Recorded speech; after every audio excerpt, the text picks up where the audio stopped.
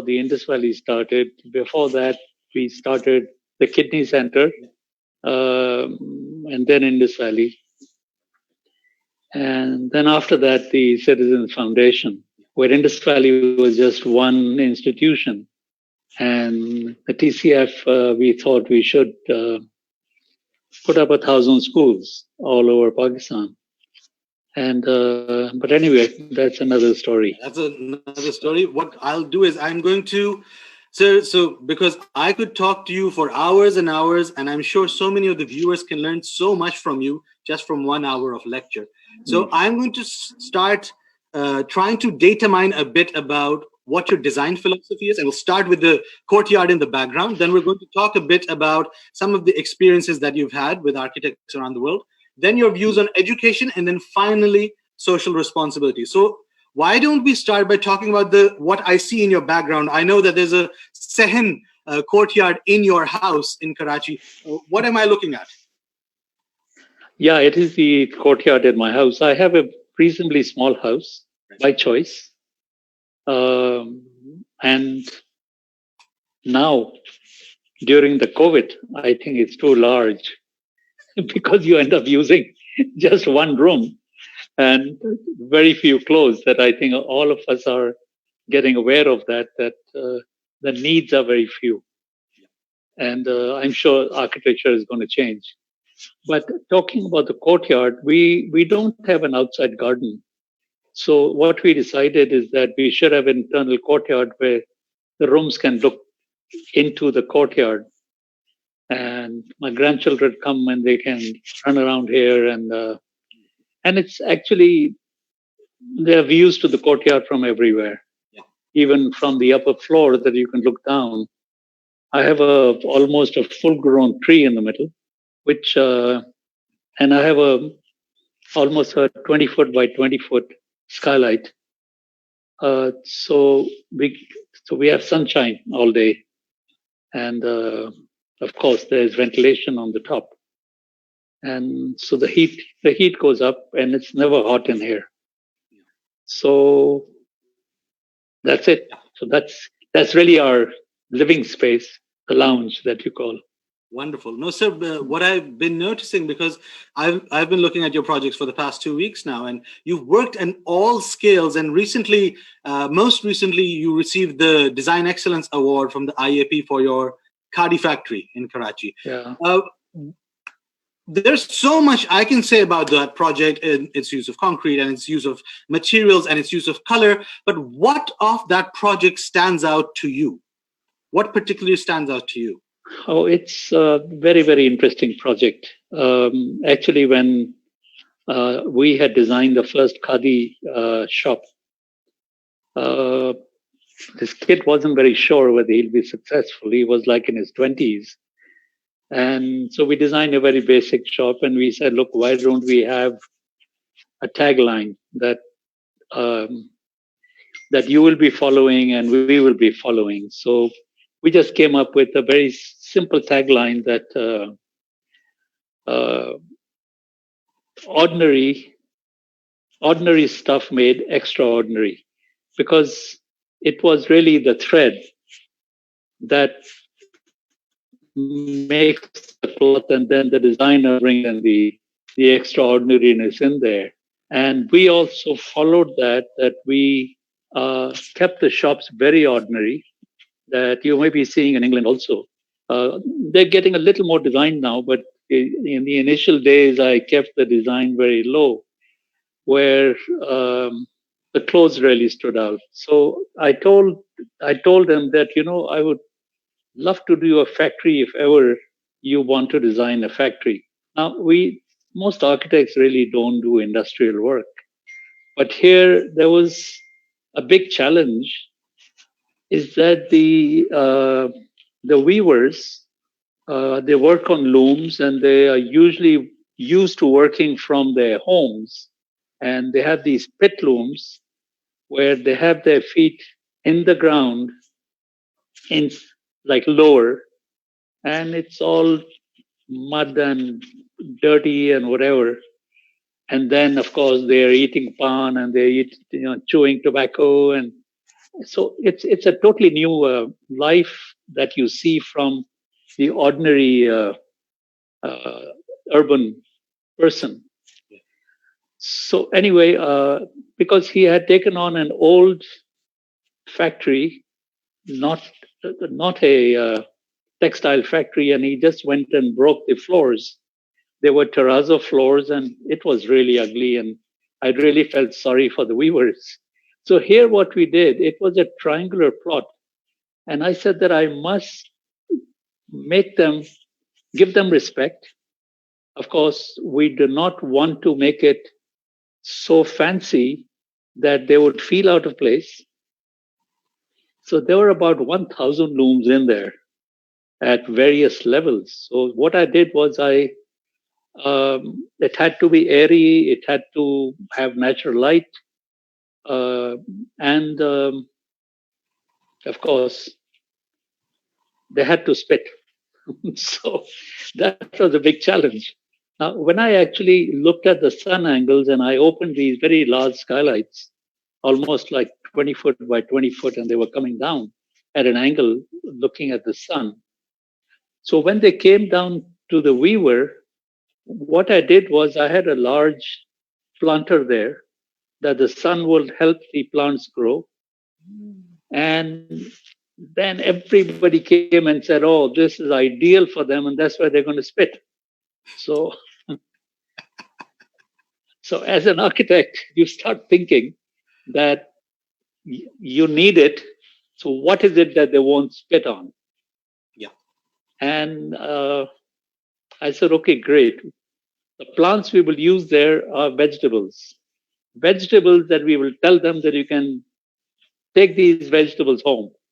So we had coriander and we had mint and we had tomatoes and we had all these things growing there, and they would not spit on them because that was their food, you know. So Very smart. that I thought was a different idea than and so anyway, so the light, the way the whole thing was done, it was, of course, you had to use basic materials. You had to leave it strong because you didn't want things to be abused. Because it's usually what one does. Architects, that they will go and design something and not understanding the end user. And then after they go after a few years and they say, "Oh my God, they didn't maintain it, and that's why it looks bad," and this, that, whatever. I think it's the architect's fault that he or she did not realize who the end user was. So here, whenever you go there, it's still maintained, and it's really becoming their home now. But anyway, they were running out of space, so they've moved out of that location, by the way. So anyway, but the building is there. So they're doing other stuff there. The work of art, though, I really, really, my congratulations. It's really spectacular, and because I really love the way that you describe it, because it's a large scale project, so to say, but it's also you are considering how the end user is using it, which leads me to my next question, because you've worked on the design of the Indus Valley School of Architecture, the Honor Foundation, the Textile University, the renovation of Benazir Bhutto Airport in Islamabad. And at the same time, you do small scale projects as well. You've done residences as well. What are the considerations that you keep in mind when doing public buildings that you don't or ignore when you're doing residentials? Because I'm sure so many students can learn from this, and fresh graduates don't really get to design these huge public buildings. So from a master who's done them, what can you tell us? Well, hardly a master, but by choice, both my brother Rashid and myself, when we initiated our practice, we were very careful not to take on large projects at that time. So whenever there was a large project, we sort of shied away from it, and we said, let's start with smaller projects. So both of us got our architectural degree from Chicago. He went to IIT and I went to University of Illinois. But I was more inclined towards design. So hence I ended up doing interior design, and Arshad started taking care of the larger projects. But what that really taught us is how to put a building together extremely well. Because once you, and this would be my advice to younger architects, that do not jump into large projects immediately. Know how to put your blocks and your bricks together first. Before, so almost 10 years, we did not take on anything large.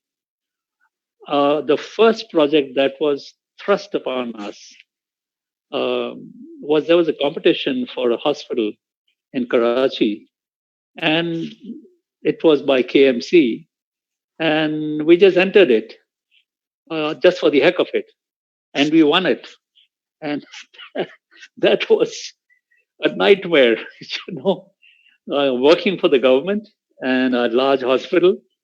Uh, anyway, we started reading about hospitals and whatever after that, and well, the whole thing actually turned around 180 degrees, the plan and everything. Wow. And it still stands. And then after that hospital, we got another hospital, which is Sheikh Zayed Hospital in Lahore. And I'm talking about late 70s, 80s. And so anyway, so these are the two large projects that we did very, very initially. But we did not take on any other projects because both of them, if we were doing them now, I think we would do them very differently. But when you say large projects versus smaller projects, at the end of the day, they're both used by humans. Okay. Now, and architecture is all about that. So, architecture could be that you could be sitting under a tree because it's shelter. Or if you are in sun, you could wear a hat. That is architecture. So it's all about shelter. And the moment you realize that it's for humans, so whether it's a large project or a small project, because you've gone through so many clients of residences, so you've learned a heck of a lot about human psyche. Okay, after that, then you have to understand that if it's an institutional project, if it's a university or if it's a school or if it's a hospital, they are there to stay. They're there to stay for, I would say, 100 years. And so you have to choose your materials well. You have to, your design has to be close to timeless, that you don't put fashion in there because fashion is very time bound. Transient, yeah, it passes. Yeah. So the materials, the people, the traffic flow, the whatever, and you're doing the same thing in the residence also. That when somebody rings a bell, if you have household help, how do they get to the entrance door? Are they passing through your living room or are they going independently? Or so all of these things you have to work. So it's all about planning. It's all about so a lot of the architects, if they haven't gone through smaller projects, and I think we are a little unique that we. I mean, I love to do very small projects like a mithai ki dukaan or like a, you know, well, we've done a lot of such things where it's always a challenge. Yeah. And what I'm really afraid of is that if a kebab shop comes to me, I wouldn't know how the heck to handle it. Right. You know, because it's so local and it's so. I mean, you can't make it like a McDonald's, or you can't make it like a, you know, like a fancy restaurant. It has to have the feeling. It has to have the, you know, a very public feel to it. And so, anyway, this the student biryani guy came to us, and I said, "Why have you come to us?" Anyway, so what we did is we said, "Look, why don't you compete with McDonald's? Okay, because it's far tastier than McDonald's, at least for our palate." So I sent them to a graphic designer. They designed their logo, they designed their packaging. And this was the first food chain that actually started home delivery, you know, with their logo and all. And they had their motorbikes and their whatever. And so that was a big challenge. And then this halwai came to us that he wants us to design their shop. And I think that's a very, very big contribution that our office made. Because after that, you see that all the halwai shops started becoming a lot more hygienic and a lot more organized and much better packaging. And so that, you know, you do something right, and and you feel happy that you had some contribution to the city or the country. Wonderful. So that's where we are. That's incredible, sir. I think your video is glitching up a bit. Here we go. Yeah. So, sir, just going off that point of palette, I'm going to show you a few images from your projects, obviously, and I want you to tell me something. So I'm going to show you some images, and then I'm going to ask you a question, and it's an important question as far as I'm concerned. So here we go. This is the first image that I'm showing you. Yeah. Right. This is the second image I'm showing you. I'll show you all of them, and then I have a very important question because we can discuss them in a lot of detail. But these are all images that I'm going to show you, and for the viewers as well. These are 6 images. This is also, I mean, beautiful work, may I just say. Look, oh, good God. And then this, of course. So, sir, let's keep this on, and I am coming back to you now. In fact, it's just better if I leave one of those on. Let's keep this. Yes. Okay, the 3 images are of the Hunar Foundation, not this one. The first one was this is the Hunar Foundation. Yeah. This is a not-for-profit. It's we have 8 campuses now. Yep. This is basically to teach mostly underprivileged boys and girls technical training. And this particular building is the administration building. Yeah. That is on the left and right. On the left is the male campus, and behind this building is the female campus, and this just dissects the two. Yeah. The 2 campuses, or the 2 areas. It has a large lake in the middle, which I use as a water reservoir because it was costing a lot to make an underground tank because I have a lot of trees and grass and things like that. So I use this. Yeah. So, and you see the containers there. Actually, the containers came because of the need. Not in this campus, but in our other campuses where the land was very small and the land use did not allow us to make concrete structures.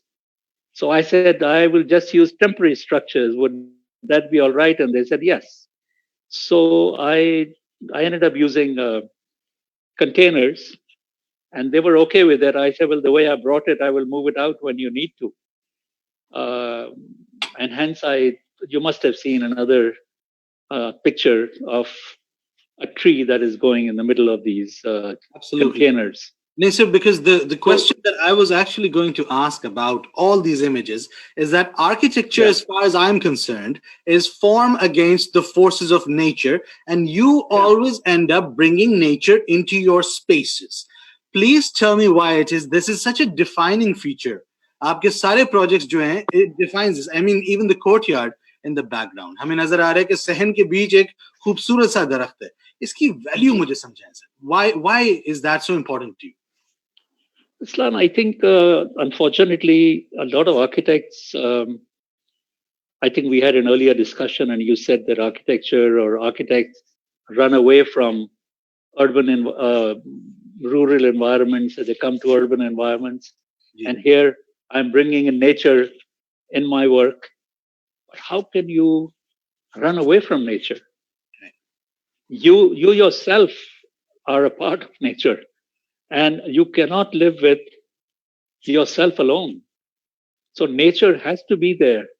So when you design something, trees become very important as part of our design, because the moment you have a tree or several trees, and I usually have different kind of trees, where you would see different kind of birds coming in, and they're usually indigenous plants. They're usually fruit plants, and you would see a quail coming in, or you would see a myna coming in, or you would see a woodpecker, and you would see parrots coming in.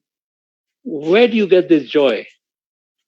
Where your kids are growing up with these uh, fancy, well, they're fancy now because but we grew up with these birds coming into our house.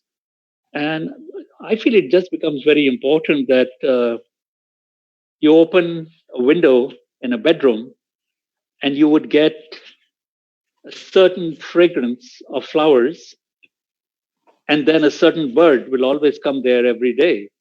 And then you go to another bedroom, then you get another fragrance, and you get to hear another bird. So it's a joy to see, and it's alive. So every day you are seeing, it's almost becomes like your friend, that these trees and these plants, and you can always hang things on them. You can put bells on them. And kids really enjoy it, because as youngsters, I know that there was no internet, and I'm very glad there wasn't, and there was no TV. In fact, the first telephone came when we were little. Wow. So you had a lot of time for yourself, and so there was a lot of tree climbing. So when you climb trees, you got so close to the trees, and you climb them either to pick the fruit, uh, Just to or climb. just for the heck of it, Yeah, yeah. for the heck of it. Yeah. Wonderful. So Naser, what I'm loving is that your every project, regardless of the scale, for you it is the human interface and the human user experience. जो इंसान जिस तजर्बे से space को experience करे, I think that is incredible, because I haven't trained like this. I am always the ivory tower one, but this is very incredible. इसी पे अगला सवाल Aslan, one more thing about the plants. When you use a plant, and this for the younger generation, you just don't go and put one pot in one corner and another pot in another corner and say, okay, here I have greenery. I'd rather have one plant which is substantial, right, so you can enjoy it,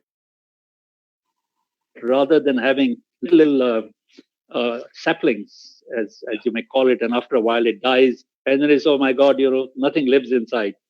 So you have to start with something serious, and you will take care of it if it's serious, because you either fall in love with it, um, or you've paid a lot of money for it, or you're enjoying it so much that you don't want it to die, and you work on it that way.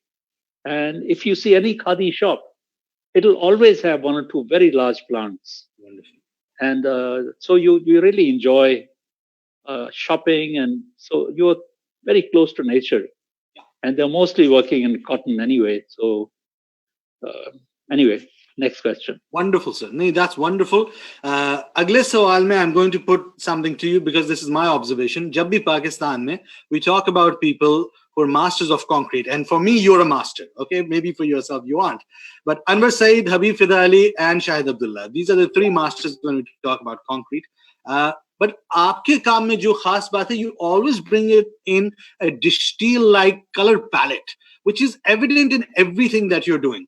तो nature का तो आपने बता दिया, that's why you have nature. What is the deal with these simple and clean colors that you always use in your projects? Can you go back to the first picture that you showed Yep. about the Hunar Foundation? Yes, sir. Just give me 1 second. Now we had to do on that. No, the other one. There we go. Yeah, this one. Now, if you look at this, because one could not, this like a 3-story building. So when you go and render it with concrete or cement plaster, the mason cannot plaster the whole thing at one time. And Right. what I noticed is that they have a certain square footage that they will use, that they will do in one day. So here you see the variation in the color of the plaster. So what I did was, I told them, I marked it out on my drawing that this area you will do on day 1, and this area you will do on day 2, and on day 2 and day 3 and day 4. I just changed the brand of the cement. So you see the variation in the grays. Wonderful. And so rather than seeing blobs of different colored concrete, here, it is done a little planned. Yeah, that's where you see it. So we marked it out, and that's how we got out. This is the wind direction that you see. So I just pulled out the windows as we had pulled out the containers. Now, the Hunar Foundation, it's almost like a trademark for Hunar Foundation. This container you see, the orange container, while everything was gray, I just wanted the containers to stand out. And containers have to be painted because they're made in metal. So I went and did my little color palette on this. So this orange container you see, this is their boardroom. So we can get almost 15 people in there. I extended it out on the water, and it's a magical feeling that you're sitting on water, Yeah. and having a meeting. Incredible. So anyway, so they needed a rooftop kitchen, so I had to add another container, and then they wanted another like a library, and the space wasn't large enough. Yeah. And after I had one container, I said, look, I can use 20 containers now, so there's no issue. So the second container was there, and there's yet another 2 containers on the right side.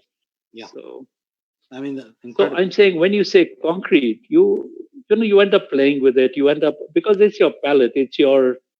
So why leave it like? There's nothing ordinary in this world.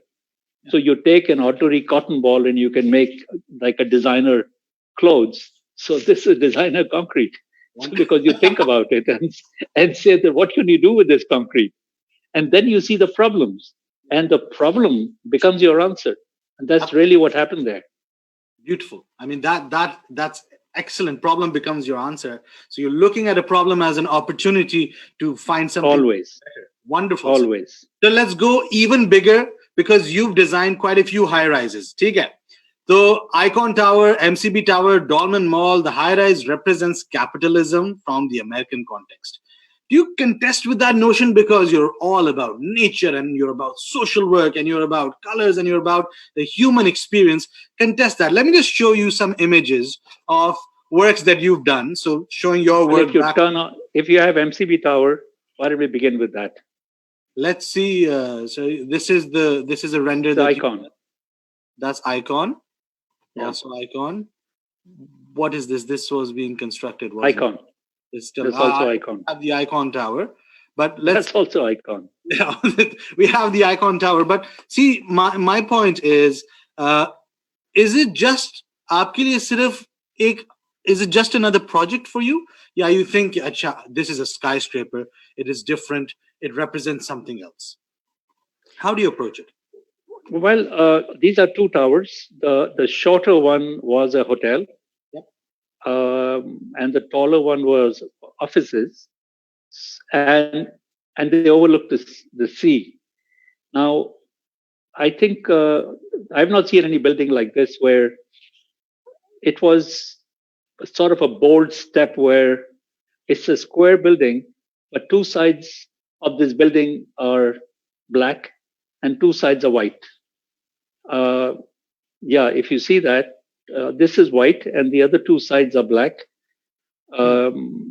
So we were very careful about the sun. So if you see the sun is hitting this, Yep. the white portion, and also where you see the white lines, that's actually a perforated screen on the glass. So when you go inside, you can see perfectly fine outside. Right. Yeah, that. Yeah.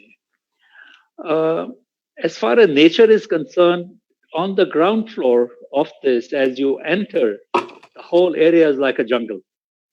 Right. So you enter into some large trees, because that is a human scale. Yeah.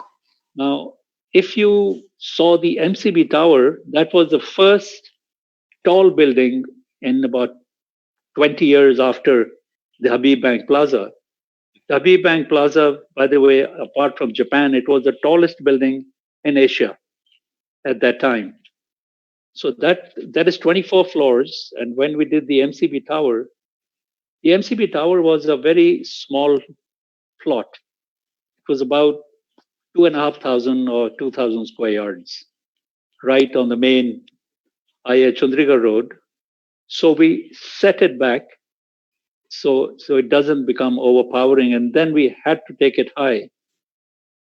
Um, but my plants had to come in. So the ground floor, I have a lot of plants.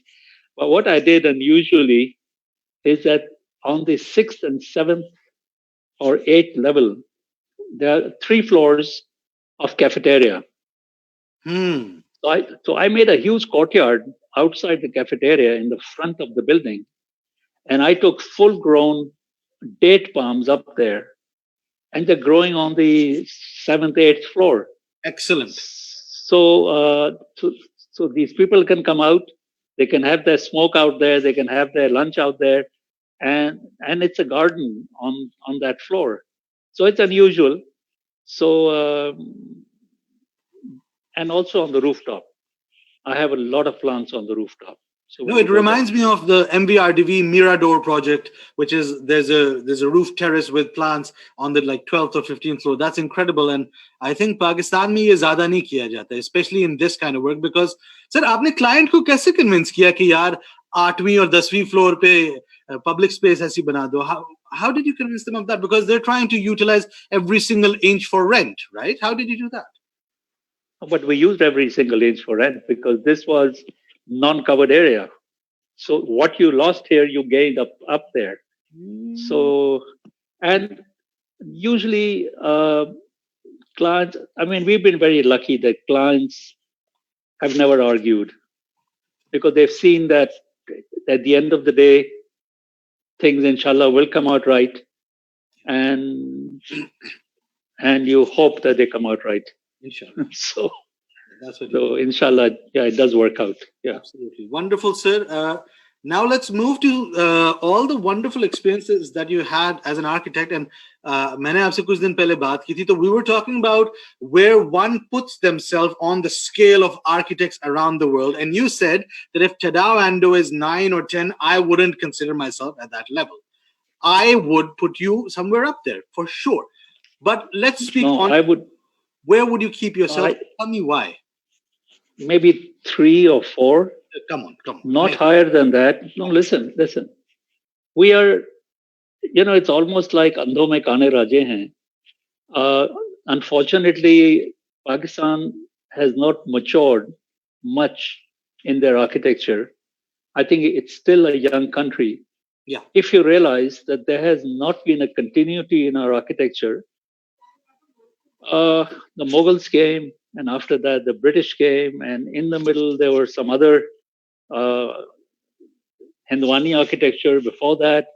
And so all of this, and then suddenly there was a break where British architecture was all stone, and they were they had just introduced concrete before they left, and concrete and brick.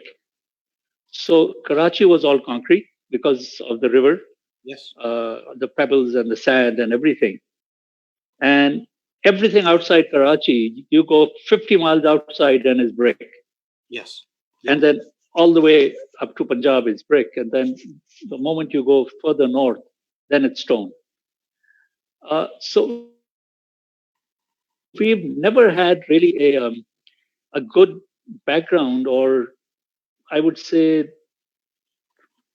when you get honed into a particular trend of architecture, then you just keep on improving it. So I think we have just begun. I think we just scratched the surface. Yeah. Ando, well, you can't compare Ando to too many architects right now, because he is truly a master amongst maybe another half a dozen in the world. Yeah, we did talk about Calatrava and we did talk about various others, but they all, I think, masters in their field. So we are only scratching the surface, and uh, I think we have a lot to learn. We have a lot to learn. If we can put a building together properly, Yeah. that's a feat. That it doesn't leak and it doesn't crack up and it doesn't whatever. So we still are learning that. So at least for my younger um, architects, I always say that don't experiment on something you can't, that you cannot stand and make it happen. Yeah. That you draw something funny, and if the contractor cannot do it, it's your fault. That you were unable to understand what the contractor is about or what your country is about. It'll start leaking, it'll start cracking, it'll start doing whatever. And then to say that, well, it's a contractor's fault. No, it's not. No. It's your fault because you are the expert, or supposed to be expert, which you're not. You're not an expert at everything.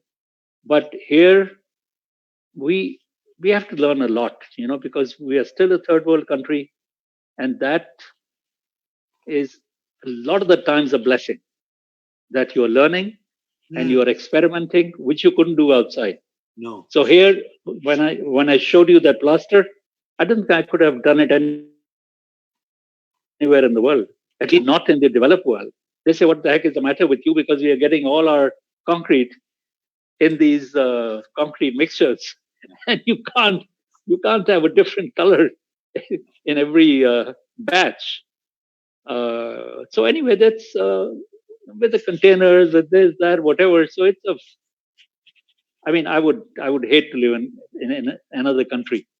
I think this is probably the best place if you want to be a good architect. But then and others know that you really have to slug it out. Yeah. You really have to be married to this profession. Otherwise, don't even think of becoming an architect. Yeah. Absolutely. It requires a lot of passion and persistence and dedication to keep Yes. on going, because it sometimes it feels like कि पूरी दुनिया आपके खिलाफ है. And you have Yeah. this thing in your mind and you want it out in the world, or everybody is trying to resist. So, I think these are incredible words to live by. And I love your optimism, sir, कि third world country में रहने के ये फायदे हैं. Absolutely. जो आपने concrete के साथ किए, यहाँ Oxford में we can't do that.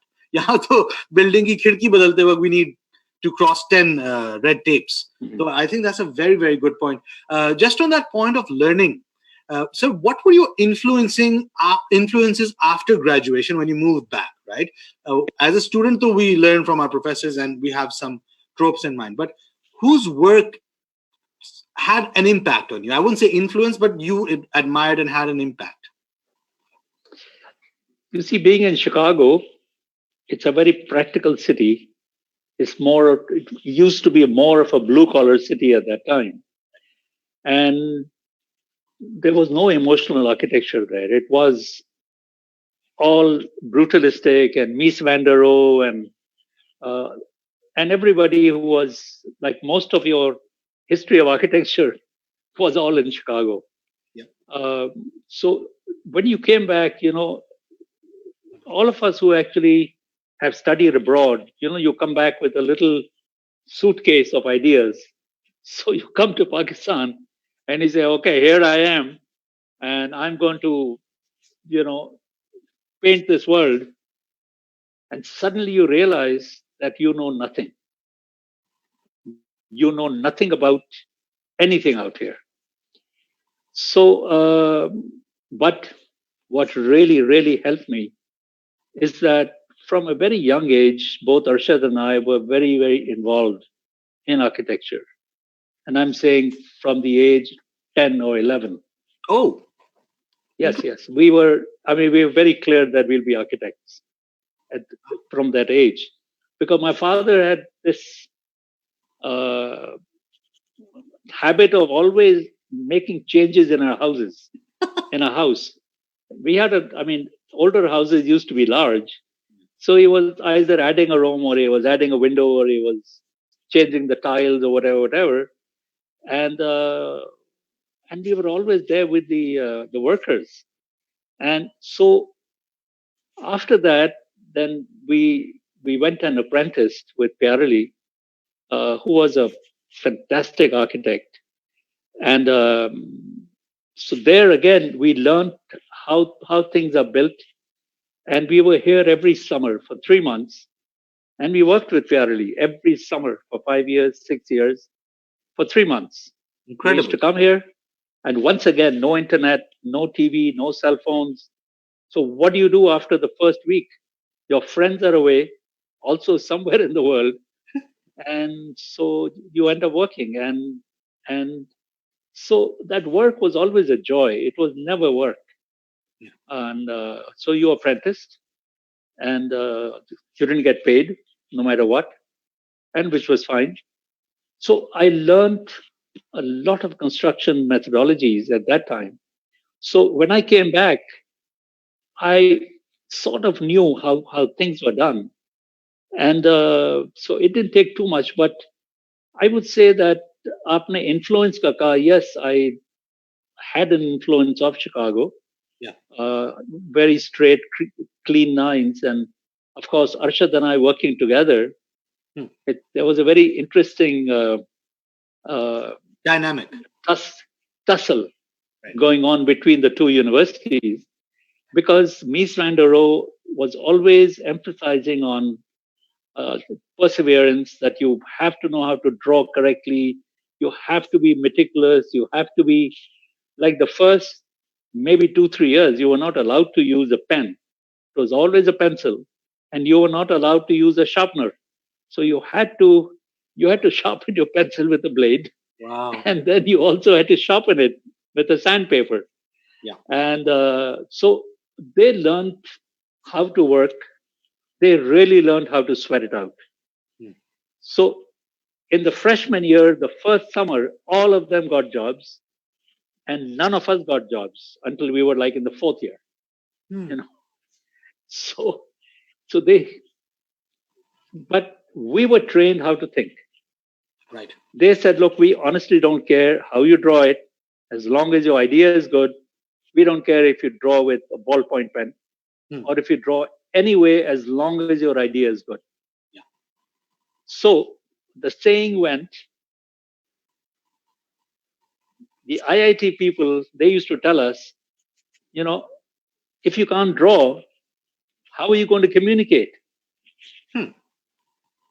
Made a lot of sense. So we said, if you can't think, what are you going to draw? So that worked out. So anyway, so when we came back, Arshad was all about being very meticulous, very straight, very this, and I was all about being very organic, very colors, a lot of these things, and I think that sort of worked out, alhamdulillah, and a very good uh, combination that he took care of large projects, and I always took care of the smaller projects. Hmm. And because I didn't really enjoy large projects. Still, Yeah. I don't enjoy large projects. I like to be involved in the details. I would like to be involved in the interiors of the malls or hospitals or whatever we work on. So anyway, we have a team of wonderful architects right now. That's great. So anyway, That's wonderful. Naisir, this is very, very interesting. Two different schools of thought who went together and came back, and now their contestation is giving shape to new design. Yeah, but you came back in 1979 when you set up the office. 75. 75, sorry, right, sorry, my mistake. उस वक्त Pakistan and South Asia में you heard the names Louis Khan, Mazharul Islam, Jeffrey Bawa. Any influences or experiences with any of them? Because you used to study with Mazharul Islam's son, if I'm not. Yeah, but unfortunately, when you're in the US, and in a way, it's also good. Their world starts from the US and ends at the US. Yes, they have nothing. I mean, the rest of the world doesn't exist. No. So the only architects we were exposed to were only American architects. I had no clue who Jeffrey Bawa was. I had no clue about all the heavyweights around, from Japan to Europe to anybody. Wow. So you heard about Frank Lloyd Wright, and you heard about Mies, and you heard about Saarinen, and you heard about all of these guys. Yeah. So you were influenced by them, and it's only after I came back here where you heard of Calatrava, and you heard of it, and I said, who the hell is Calatrava? You know? Yeah. And my students at the Indus Valley used to tell me all these things. Okay, you've never heard of this guy? You've never heard of Bawa? You've never heard of this? Anyway, so that was I think, a very, very pleasant change that it actually brought me down to earth. Right. Where I was actually still dressing the way I was in the US. And I think Indus Valley made a huge change when we started Indus Valley. Yeah. And as we were getting about 40s and beyond 40s, where you started saying that, why the hell do you look like a foreigner? You know, your workers are wearing these kind of clothes and you're wearing that clothes. So are you trying to stand out? So you either have to be outstanding in your character and your performance and your whatever. Clothes don't do that. You know, it's your character and your. So I went to kurta shalwar. So yeah. I just wear kurta shalwar. Yeah. So I think you're wearing a kurta right now. Yes. In respect of the great Shahid Abdulla, I'm wearing a kurta today as well. Absolutely. Okay. I'm wearing a shirt. we swapped today, so it's okay. Yeah. Okay. I'll say this is a khadi one, so that's great. Okay. Okay. So just one final question, and then we move on to your education initiatives. Beyond design, beyond architecture, what influences you? For example, I write all the time. You can ask anybody in Pakistan. I write all the time, and I love music. I play the piano. These are two things that really influence my design thinking. So I'm looking at melody and rhythm and harmony, and how symmetry comes together. Is there anything else, like something that you do on the side, or are you a full designer and an artist? Simple answer is no. My life is design. My life is color. My life is observations. I'm a very keen observer of things. I've checked your button. I've checked the opening in your collar. It's about a 1/4 inch. So all of these things, I'm saying that I think a good designer is you have to learn from other people's mistakes and their successes. And then you have to balance it.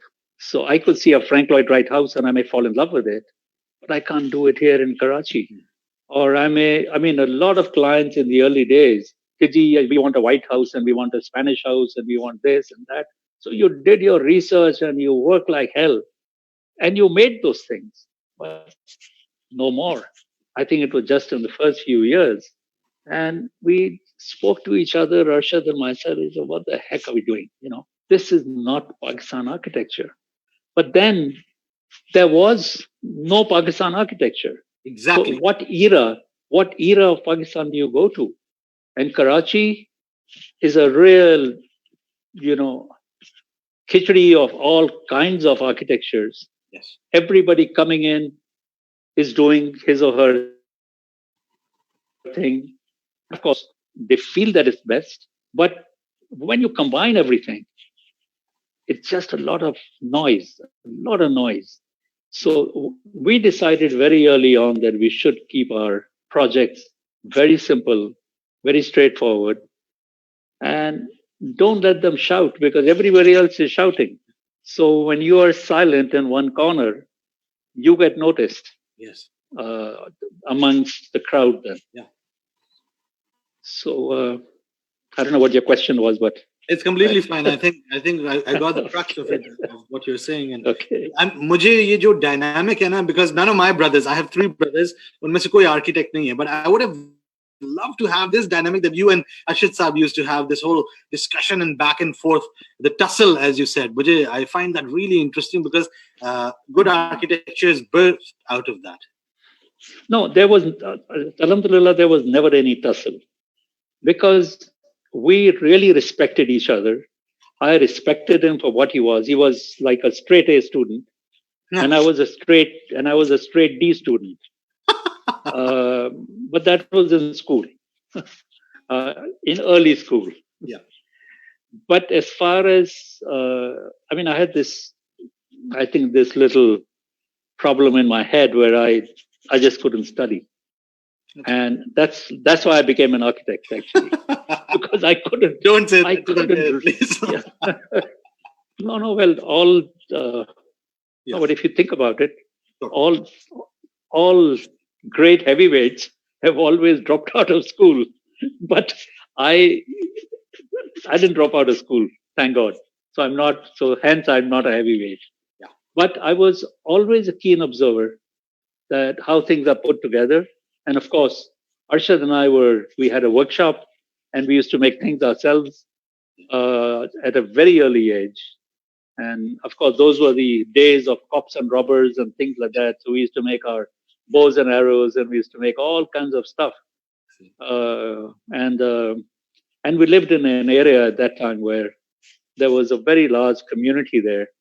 And so you played your gilli danda, and you flew your kites, and you played your lattu and your marbles and everything. So I had a very full life, alhamdulillah, at the younger age. And you drove your bicycles all over Karachi. Yeah. So which you can't now. So Yeah. That's, I mean, Karachi on a bike, wouldn't that be incredible? I'm from Islamabad. Islamabad, we look at the hills and that's about it. But Karachi on a bike, that whole scale. But I think, sir, that culture is being revitalized by some young people. But it's so dangerous to ride a bike in Karachi, I suppose. Maybe it's time you have bike lanes, I suppose. Yeah, I think it's a little way away. So hopefully, because we need to have some discipline. Because Karachi being so cosmopolitan, it's a very sort of a mixed plate cultural city where every day I think we're getting a few thousand people coming into Karachi, and so you really don't know who you're dealing with. But I couldn't live anywhere else in the world. I can imagine that. I mean, it's like your home, isn't it?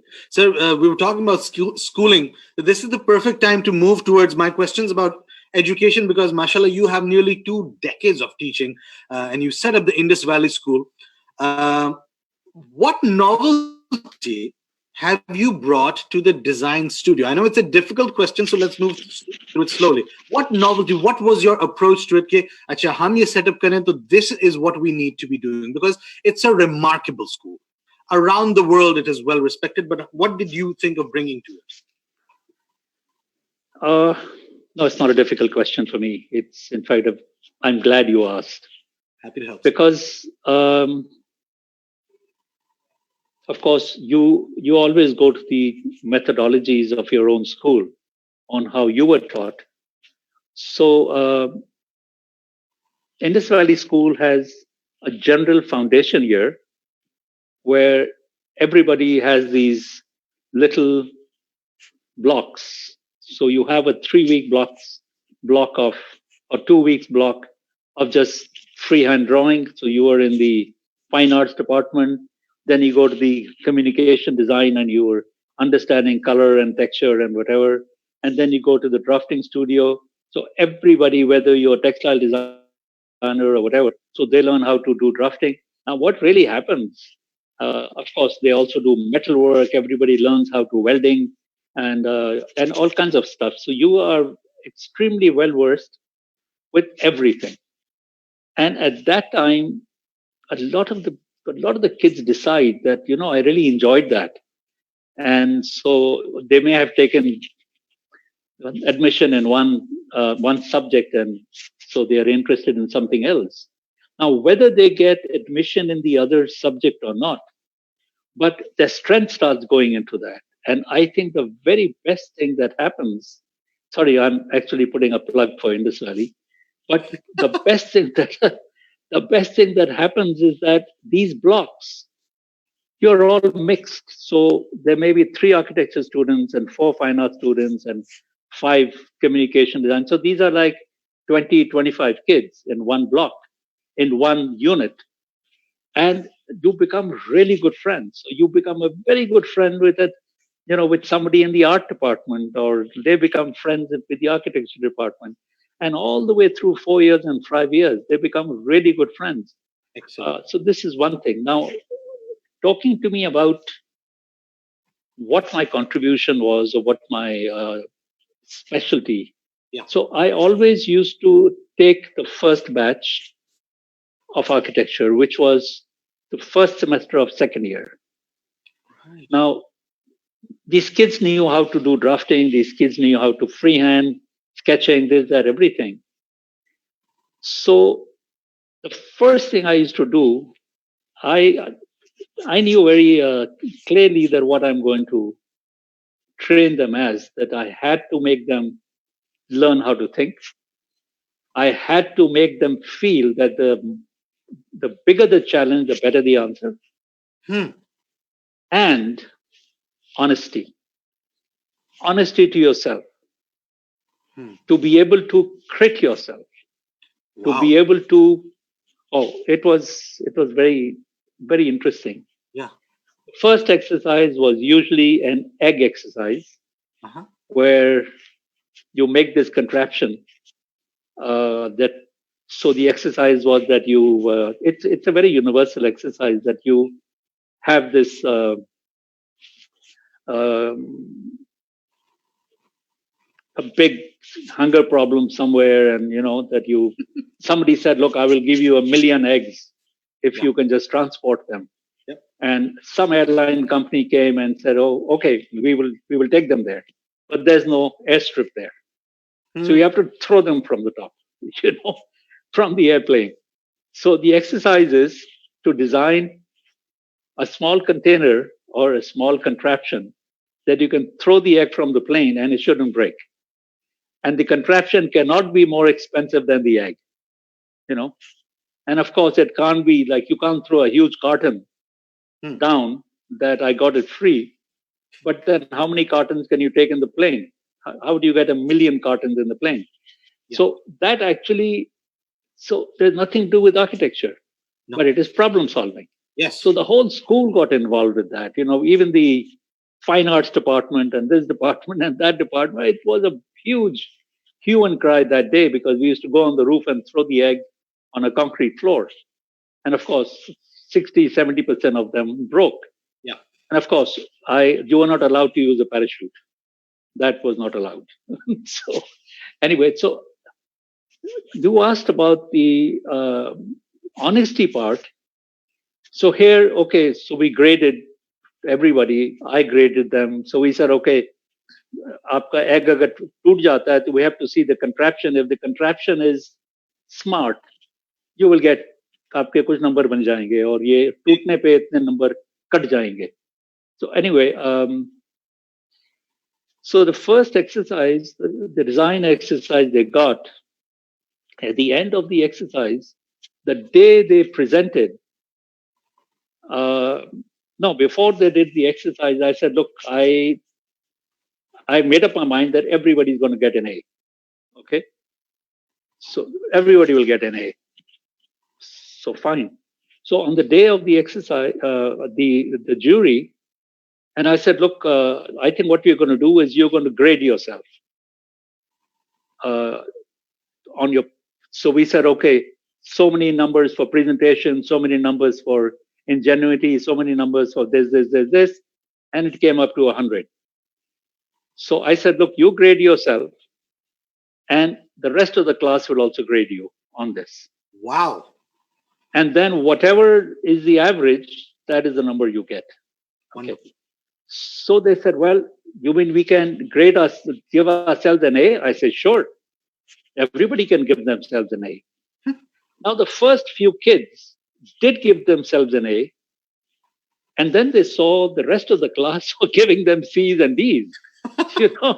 So very soon, I mean, A grade students started giving themselves a C when they went up there. And everybody after that gave themselves a C, and the whole class was giving them A's. So you learned how to crit yourself, and then all the way through, I said, you just crit yourself, or you tell me what you think you should be getting, and I will write it down. And I said, but just remember, I'll write it down. That will be the grade you'll get. Yeah. I will not change it because I will write it in ink, but you'll have to live with it for the rest of your life. Wow. That I cheated. So these were the kind of things that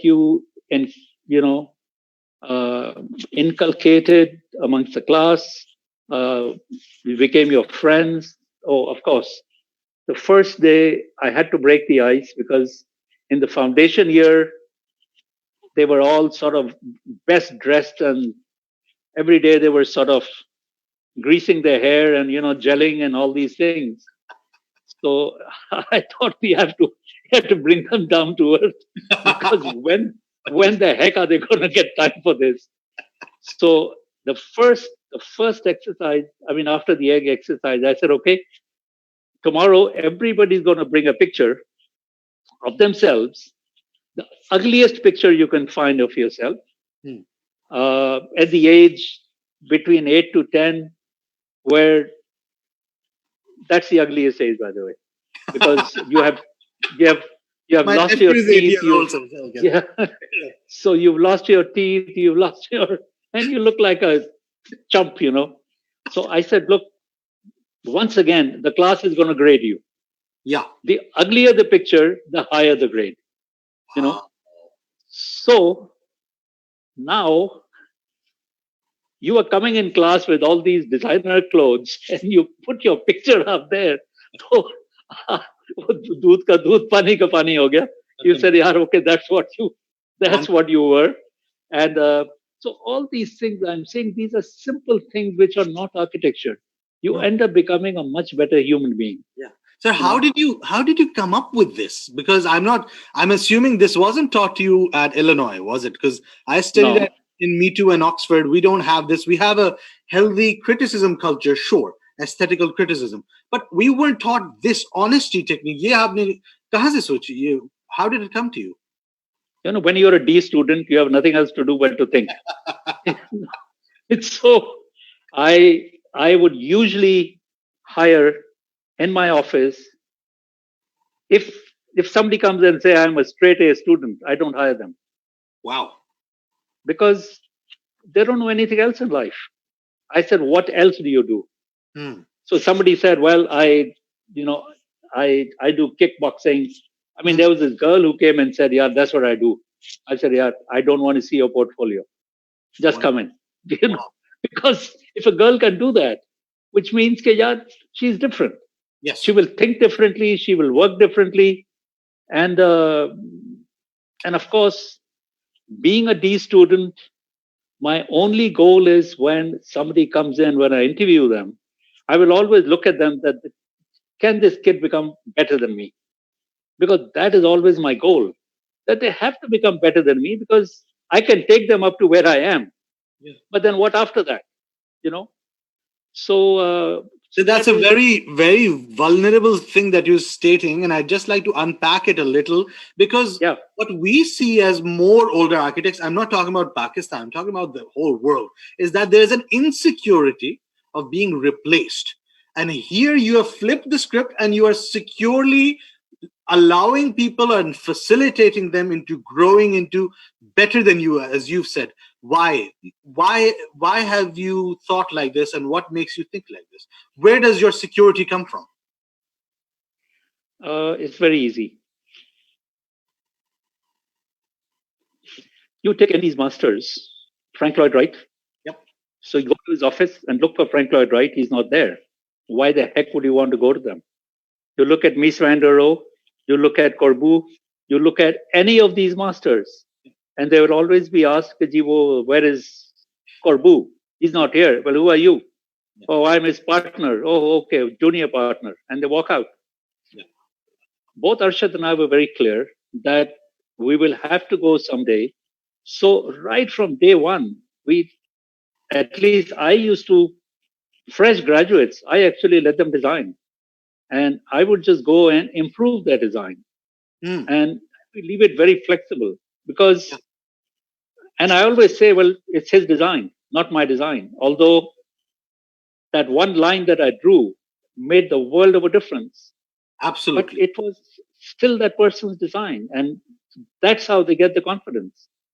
And so it helps me. I don't have to sit with everybody every day. So that's why you see the diversity in our work. Kamal. Is that, I mean, all my directors right now, they've grown in our office. They went out, they worked elsewhere, then they finally came back and they hung their hat, at ASA. And they said, this is where it is. And so I'm very clear that, I mean, I have not been to office for 3 months right now. I'm not worried because I know everything is going fine. Alhamdulillah.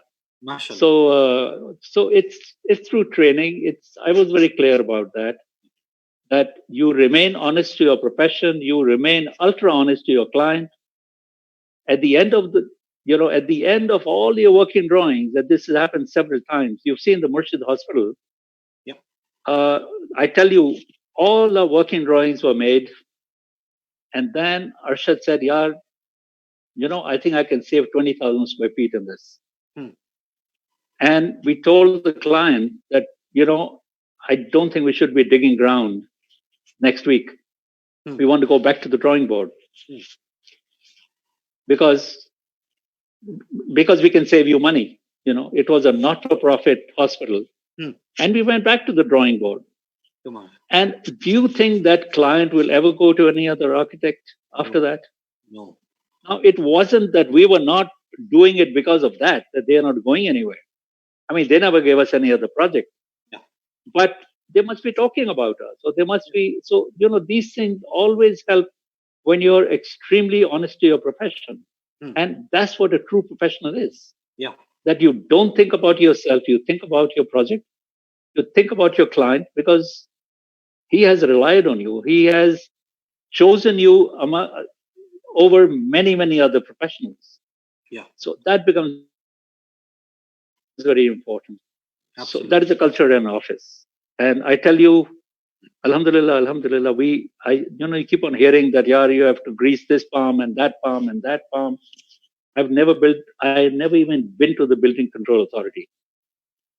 And we don't bribe. Never. Excellent. I don't know where their office is.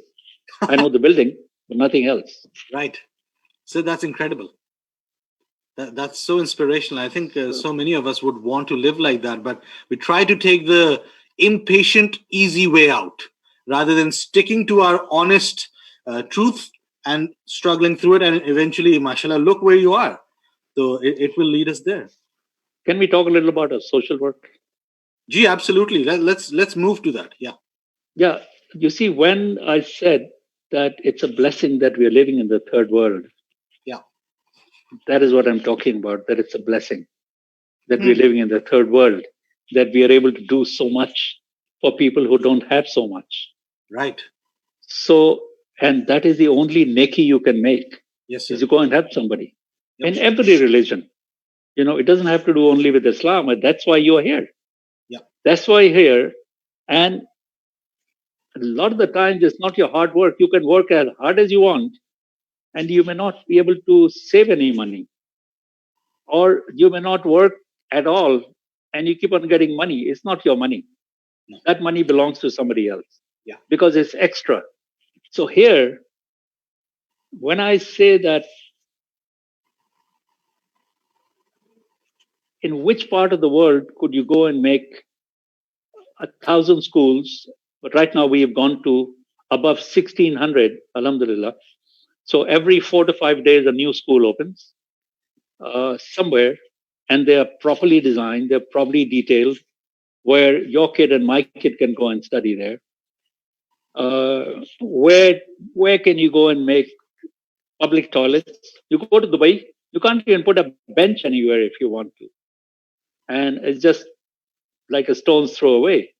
So here I'm saying that you could do what you want to do, Yeah. and it's all for humanity.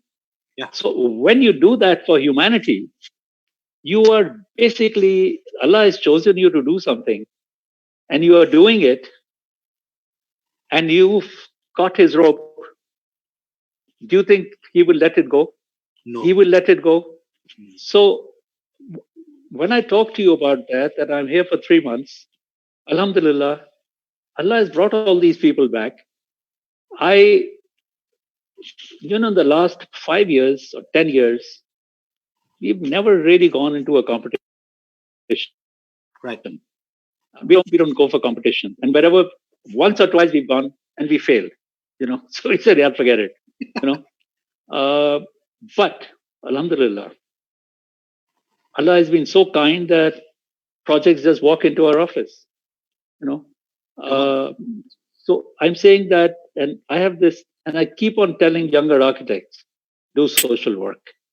Go out of your way and help people. So, and it doesn't have to be anything. You could put a little water cooler outside your house, outside your office. That's good enough. And because he's there, that you have taken pains for these things. So take pains and do something, and then forget about it. That I have done it for a purpose without expecting anything in return. I'm just going to show a picture of you. I mean, you obviously know this photograph, sir, but this is you as we are seeing, citizen trust against crime volunteer. मतलब आप तो सड़कों पे निकले और आपका यही kurta inspire करके मैंने भी पहना हुआ है आज. अच्छा.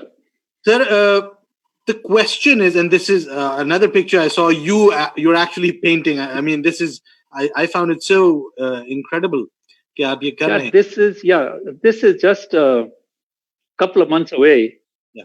This is Shahzad Roy's house. Okay. That I designed. The singer, yes. Yeah, the singer. And the whole house is white, and I actually took a little gamble, which I always do, that I made that entire house in metal. The framework is metal, and all the walls are concrete, expanded polystyrene concrete panels. Wow. The first house ever done, but I was very sure what I was doing. Wonderful. So the whole house is white. And right now we're doing about 8 houses like that. I think whenever I get a client, I say, well, this is how I build houses. If you want somehow else, go somewhere else. So here I was, I painted his a bright red gate. And I said, yaar, tu rangeen aadmi hai, to kuch to karne de yaar. And then I had a little fiery orange wicket gate. And I designed the handle on the gate, which was an S, which was a stylized S. Yeah. 2 S's, actually. Yeah. So his wife's name is Salma. Right. So I did an S and then an S. Yeah. And then recently they have a child who's called Sikandar. So I have to put the third S somehow. Yeah. No, but my question was that you're there and when I painted that. Yeah. When I painted that gate, I went, मैं करके चला गया था. Then the next time I went there in the evening, it looked very bland. And I called the painter. I said, yaar, and I sat with the painter, and I always make the paint with the painter. And I said, give me the brush. Really? So I went and painted that handle. And Shahzad was actually taking that picture. He said, "Yaar, ye to main apne album pe laga dunga," or whatever. Anyway, so there's no. I mean, you have to remain down to earth. It's. Yes, sir. I mean, the kurta you see, that's actually denim. You're not wearing denim. I'm not wearing that. Yeah. Your observation is incredible. Nathan, because my question was, everybody talks about that we should go beyond and do more social work. Doctors Without Borders, pro bono law firms, accounting for cheap. Uh, why must architects go beyond? Can architects be happy and satisfied just designing, constructing, making money? Full stop. We are masters of turning thought into action. That's what we do, right?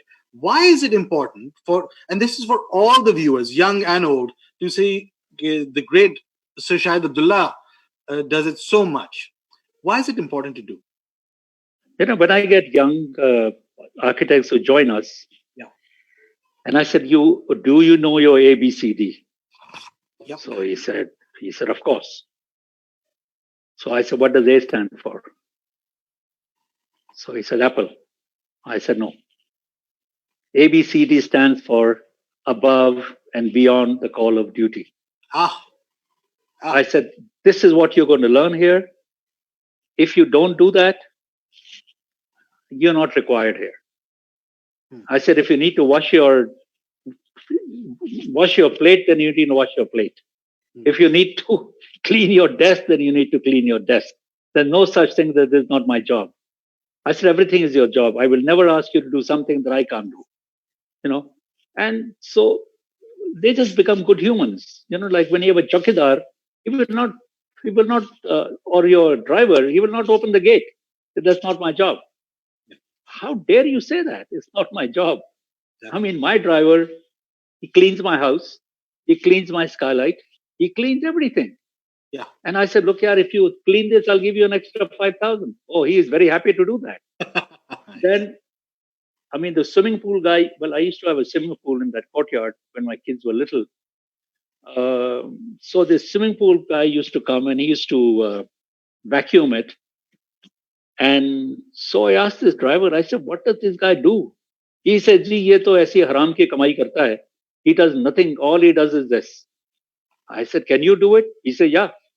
So I was giving that guy 10,000 rupees. And I said, "Look, I'll give you 8,000 rupees for this." So I said, "Nahi ji, I just sit like this and I'll just do it. I don't need the money." So here I'm saying that the moment you start, being their friend, give them respect, all these things starts happening. So I don't know what your question was. I was asking that should architects go beyond their offices into society? Jis tarah aap jate hain, sir. I mean, I'm just going to say a few names. You set up the Citizens Foundation beyond your design duties. You set up the Hunar Foundation beyond your teaching duties. Why did you feel the need to develop these kind of? You set up what Pani as well. Why? Being so involved, एक तो मुझे बताएं कि आप time कैसे manage करते हैं, but more importantly, why did you feel the need to go beyond all the duties that you're already doing and being involved in society? If you love your city, if you love your country, if you've traveled, then you can't bear anybody saying anything wrong about your country. You go and you dress up yourself, but more than yourself, you go and dress up your children well. Yes. Because you cannot tolerate hearing anything about your children. Now, this city, this country has given you birth. And if I see something wrong, I can keep on cribbing about that. The KMC didn't come, they didn't clean the road, they didn't do this, they didn't do that. I wish they would plant trees out here. I wish this water was clean. So I just go and do it. I just get together a few people and we do it. I want to talk a little about the TCF now that it is. Please do. It is the largest education NGO in the world. Alhamdulillah. MashaAllah. Wow. Starting from 5 schools. The initial 5 schools, we put in our money, the founders, And we said, if we can run 5 schools, we can run 10 and then 20, then whatever. All of this started because of the Afghan war, the TCF. Yeah. Indus Valley School started 5 years before that in the middle of the Afghan war. It was a mess at that time. Yeah. But that's a different story. And here we are putting up an art school and trying to raise funds for an art school. Who the heck wants to give you funds for an art school? Exactly. But let me tell you, Alhamdulillah, it's wherever we went, we got what we asked for. Anyway, so looking at TCF, so there was a lot of kidnappings going on, and a lot of carjacking going on, and a lot of guns came in from Afghanistan. And nobody had ever seen guns in Pakistan. Nobody had ever even I've never held a gun in my life. Neither way. Yeah. I said, what the heck is going on? So one day, my father went for Maghrib Namaz, and when he came out, he had a Christian driver, and the driver said, "Sir, wo to hamari gaadi le gaya aake." Anyway, so Arshad and I heard about it, and we said, "Yeah, this is not on. What the heck is going on?" So we called a few friends, and we said, "Yeah, so much is happening here. Let's see why it's happening and what we can do about it." So we used to have a Monday morning meeting, and we used to call it the Monday Club because we didn't have a name. Yeah. And so there was a couple of gentlemen. So everybody used to bring somebody or the other. Yeah, it's a very interesting meeting. You should come. So every time there used to be 10, 15, 20 people in the meeting. And most of the time there were 2 or 3 new ones. So these 2 new people, they came and they listened to us. And then the next time they came, they said, "Yeah, I think you're wasting your time." He said, "What do you mean?" He says that all the kidnapping and everything is happening now. And you continue to talk about education, you continue to talk about these things. You're talking about 20 years later, 30 years later. Who needs it then? So we said, "What are you saying?" He said, "Well, what we are saying is that you should go out and get these guys, become vigilantes." So I couldn't see myself carrying a gun and going around doing that, and none others. So they said, "Look, what if we do it? Will you support us?" And we said, "Fine, we'll do that." So that was the birth of CPLC. Yes. So CPLC started from these meetings, and I don't know how many other things started from these meetings. And definitely the Citizens Foundation. And we decided that we are going to put 1,000 schools, where we said if these kids were educated and they had jobs, they wouldn't be doing this thing. Excellent. So that was the crux of the matter. And they said, well, who are the real kids? Who are the real Pakistanis? And we said the fighters who are living in Kachi Abadis. They struggle. They know how to survive. They are the true Pakistanis, not you and me. No. So we said, fine. So we don't want a garage school. We don't want a school under a tree. We're going to make schools that we are proud of, that kid can be proud of. Because they don't even have toilets in their homes. No, these exactly. Kids. So believe it or not, we had to teach them toilet training. They're 8 years and 10 years old. They did not know how to use a toilet. And they wouldn't waste water in flushing. They said, "Oh, we can't waste water," because they used to bring little pails of water to their home. Yep. So it was a great learning exercise for us. And of course, it has its own stories, a huge number of stories. But let me tell you, several of these kids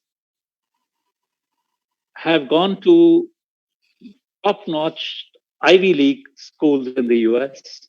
Wow. They went to Harvard. They went to... recently, there was another thing that he got a full scholarship coming, and he was a truck driver up north. And when he was in class 8, they decided to come to Karachi. Very poor. They couldn't afford the fee. And he was a first class first. And he said, "I even got a silver medal from TCF for topping the metric, I think, in the entire country or something. Wow. So then he got a scholarship, and then another scholarship to, I think, go to Stanford, Excellent. and then Wow. another scholarship to go to another. Now he's doing his PhD, I think. Yeah. And so somebody asked him that, what are you going to do after this? He said, go back. He Perfect. says, I see my neighborhood. Those kids are not, they're just roaming around. Yeah. I need to get them out of that poverty. So I'm saying that how could you not do social work? Kamal. Yeah, this is a chaska.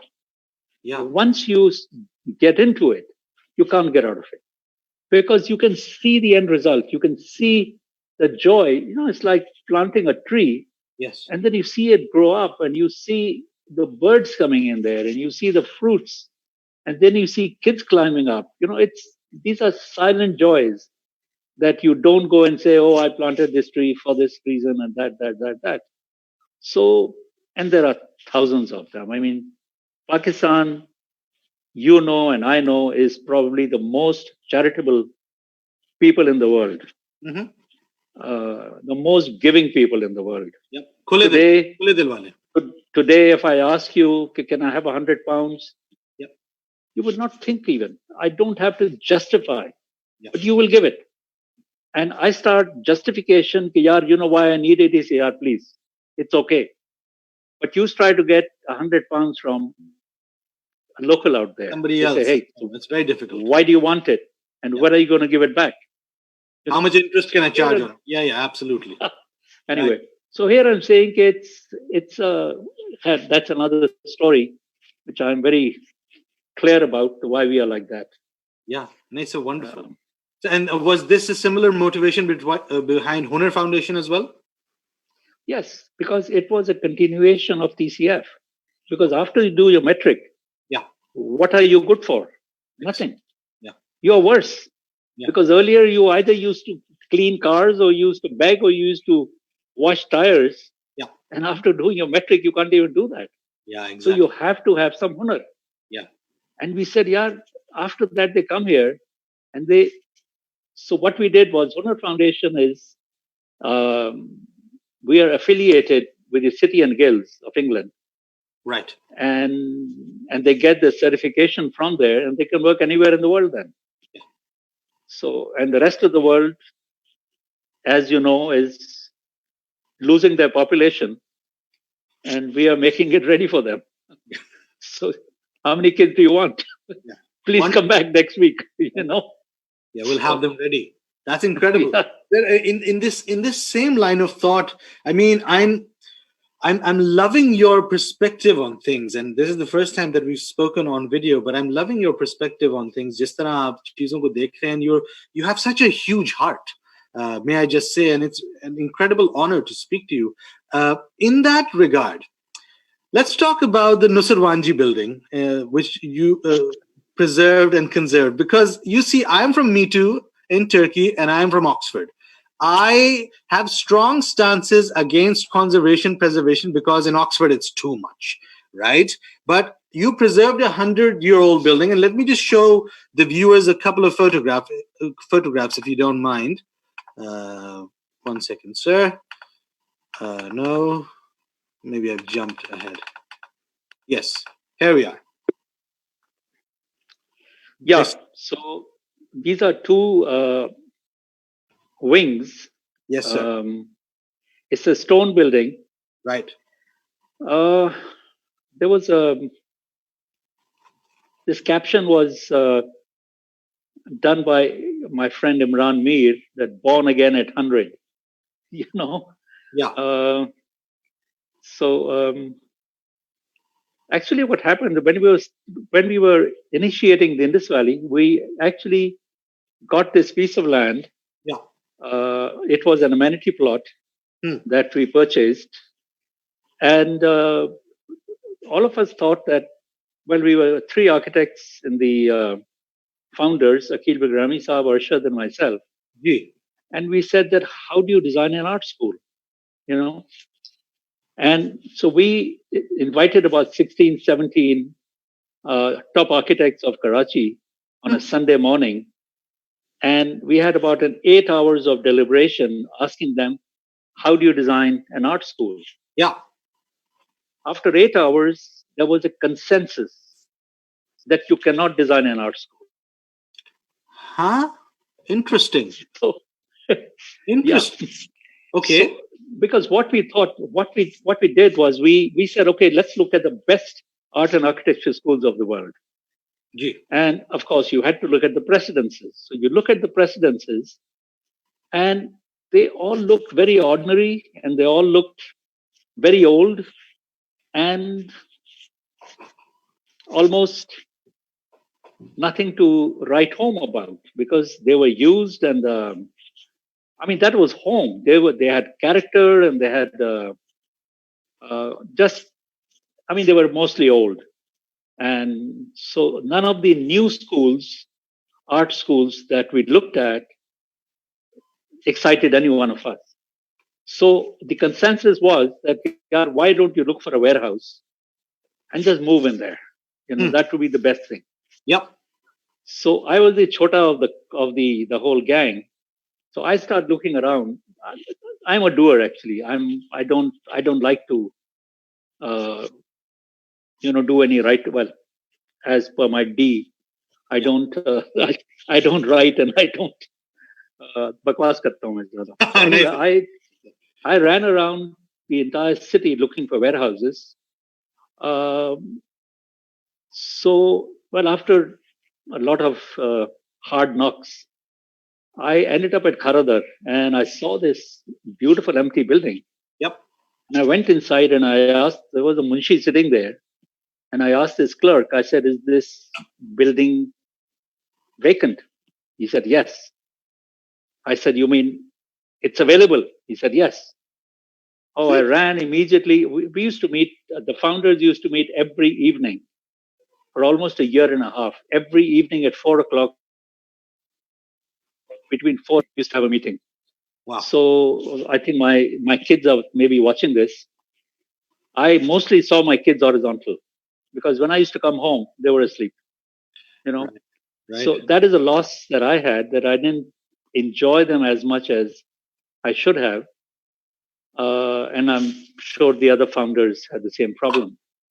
And trust me, when I went for Hajj the first time during Indus Valley, I prayed for Indus Valley kids as much as I prayed for the kids, my kids. Excellent. Or I could say maybe a little more for Indus Valley. So here I'm saying that you're talking about Nasarmanji. So I found this old building. So I came running and I said, yeah, you guys have to come. So anyway, we went there and everybody sort of fell flat and said, wow, what a find. So we asked these guys, there's Munshi, ke yaar, how much rental is this? So he said, no, this is not for rent. This is for sale. So I said, you said it's available. He said, yes. You asked me if it's available. And I said, yes. The land is available. But I said, what about the building? He said, no, the building we've already sold to this wreckage company.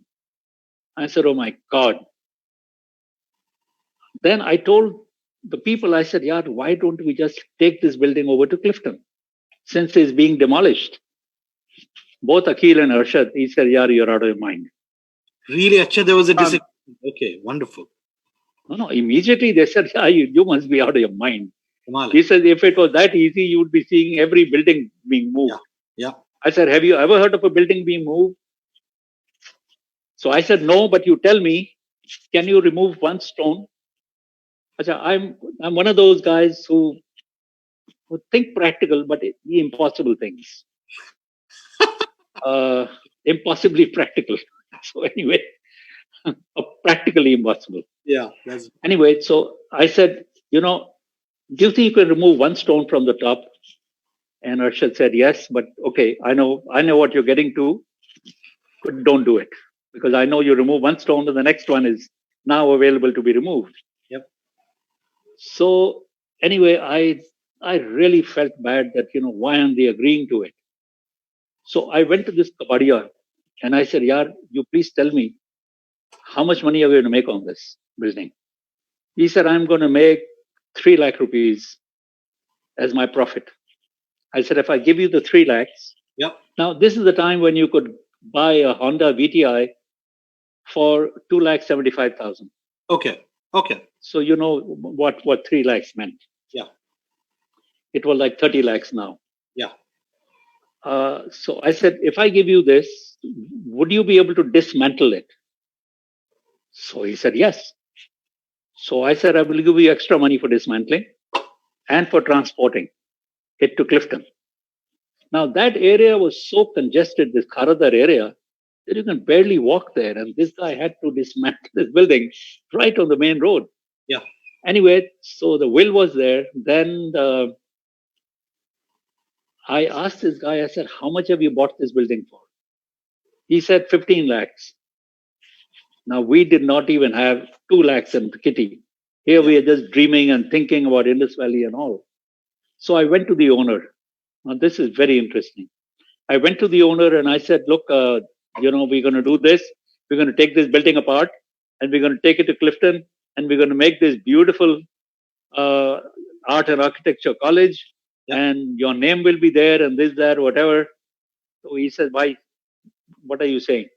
So I said, what I'm saying is that why don't you forego the 15 lakhs? So he said, yaar, mere baap ne nahi sikhaya hai ye. So you better put the 15 lakhs. But what about that, the demolition company? I said, I've already spoken to him. He said, no, you put the 15 lakhs and you can take the building. So I said, okay, but would you allow us to make drawings on this building? So he says, fine. And I said, would you allow us to dismantle it? But if you get a guy to purchase your land, it's being dismantled anyway. So he says, fine. So he gave us time. As I was leaving, I came back and I said, yaar, acha, he also said, yaar, aap pagal, aap kiske mein aap? You know, how can anybody bloody take a building out from here? Yeah. I came back and I said, yeah, listen, you just commented that I'm a cuckoo, but what if I shift it? Would you give me my 15 lakhs back? He laughed and we shook on it. Wow. Okay. Nice. It took 2 years to get the building ready. And I took a picture of that building to him. And I said, I want my 15 lakhs. He laughed and he said, you are still mad. But he rang the bell for his munchi and he said, can you make a check for Indus Valley School for 15 lakhs? So these are, I'm saying these are filmy stories that happen. Yeah. And I'm saying that's how the Indus Valley, it moved. Yeah. And we went and put it up. And so we were not really trying to restore anything, let me tell you. It was an adaptive reuse of the building. Wow. Okay? So you can say we restored it, but there could be enough restorers who would say, yeah, nonsense, it's not restored. Exactly. So we are not saying it's restored. It was being broken down. It would have been on the streets as rubble, the entire Pathar. So that is the long and short of Indus Valley, the Nasrawanji, and the building behind. Yeah. Perfect, sir. I think this is the perfect time for my final question. Okay. I moved abroad a long time ago. I studied architecture. Pakistan mein aaya, वापस गया. There are countless people like me जो या पाकिस्तान में पढ़ते हैं या बाहर पढ़ते हैं और फिर बाहर ही रह जाते हैं. They keep working abroad because sometimes the healthcare is better, sometimes the money is better, sometimes the lifestyle is safer. But when we see people like you who are back there and who are doing so much for the country, we kind of get this pull in our heart कि यार मुझे भी वापस आना चाहिए. What advice can you give to young people on what to do in their 20s, 30s, 40s, and how to do it, sir, is more important. Because आपने बता तो दिया that we must be socially engaged, socially responsible. We must look after our cities and our people. How does one do that? Okay, yes, all of the comforts are there. It's a developed country. How is our country going to develop? You ask yourself that question. Do you think you're making a difference in that country? Yes, you are. Everybody who's left this country is doing something positive for that country, Yep. which they really don't need. They hate you out there. Yeah. Because you're taking their jobs, because you are much smarter than them. Yep.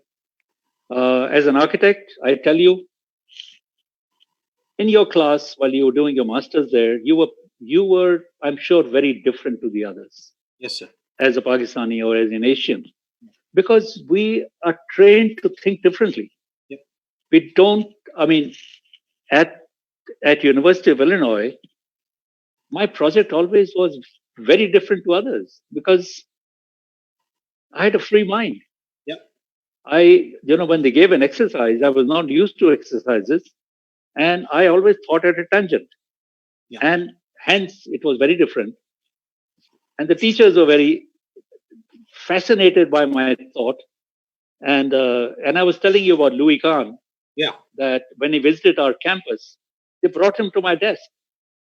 That look at what this kid is doing.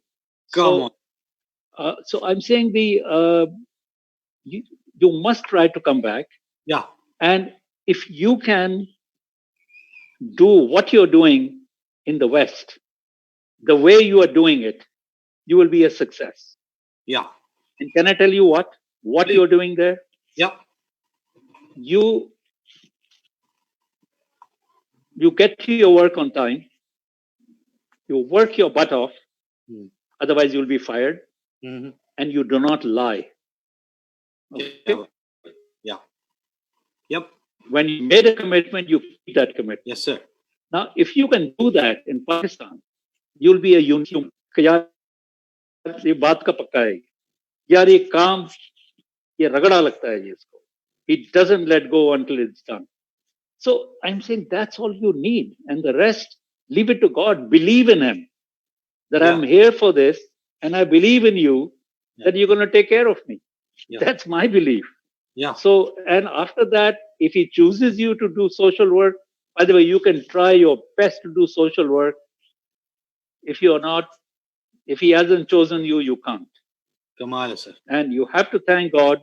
You have to thank God that He has chosen you. If you have a glass of water, sorry, I need a glass of water. Yeah.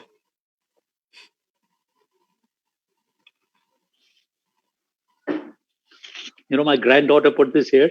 Right. She came to visit me. And he says, you should have a glass of water. I said, why? He said, you might need it. So she put it on the side. Right. So I'm saying, yeah, you work that way. You do good work and prove you're an exceptional human. Yeah. Kamal, sir. This is the time. This is the time there are so many projects coming here in Pakistan. Yeah. That they'd be looking for architects. Yeah. I think so. Think about it. Yeah. Think about it. Yeah. Make a team. Yeah. But not a one-man show. No, sir. The one-man shows usually die. Yeah. Teams are important. Have a strong network, good relationships with people who you work with. Absolutely. Yeah. This kind of people can come back and thrive. Yeah. So I would say that, whoever is working here and practicing, I don't think they ever want to leave. Yeah. But people who want shortcuts, there's nothing in the world of arts. If you're a singer, if you're a flute player, or if you're an artist, if you're whatever, you have to, that ragada you have to go through. Yeah. And the more the ragada, the more mature you become, and the more simpler you become. Yeah. As you see your grandparents, they don't need all these blues and greens and whatever. No, sir. Their life becomes so simple. Yes, sir. They eat simply, they dress simply, and they have no nonsense around them, as most of youngsters do. Yes, and one last thing that I want to say, that I was in my 4th year, and the teachers, they were very sort of senior teachers there. We had a 3-week gap in our between one exercise to the other exercise, and they said that why don't you design whatever you want? Okay. Oh, we were thrilled. Now, I had worked with Pyaradi out here, and all we did were houses. I said, I'm going to design a house. Somebody was designing an airport, building, this, that, whatever. Out of 65 students, I was reasonably an A student. I was the only one. They said, no, you can't design a house. Oh. So I said, maybe they're thinking it's a very small project. So there was one of the dean of architecture was also one of our teachers, and this old man came to me, and I said, why can't I design a house? I will really make the details. I will make elevations. I'll do this, detailing this, that. He said, young man, and this is for all younger architects who may be listening. He said, young man, when you are 50 and you have at least 25 years under belt of architecture, that's when you should attempt to do your first house. He said, you're not ready to do a house. And I said, yeah, this guy's mad, this old guy, what does he know? And I tell you, I was close to 60 when I really did my first house, that I feel that I remembered here how right that guy was. Come and on. that was my friend Imran Mir's house. Wow.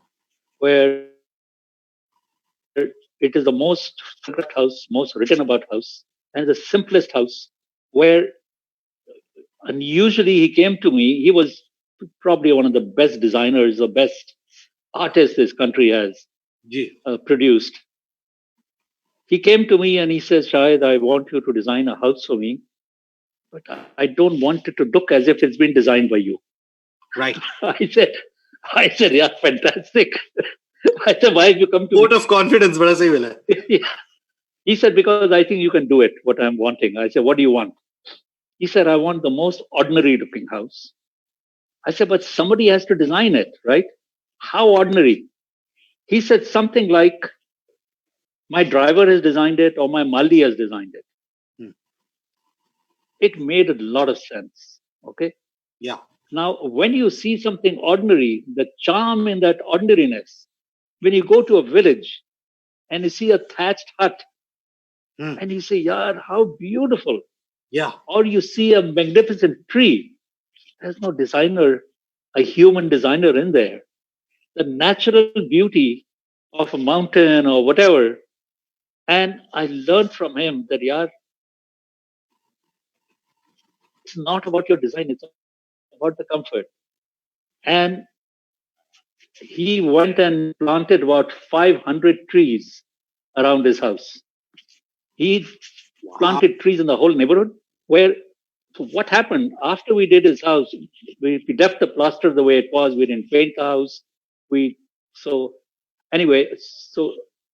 This architect Anjalandran, who's a fantastic Sri Lankan architect, we called him for 5 days, and he went and redid our windows because he was all about vistas.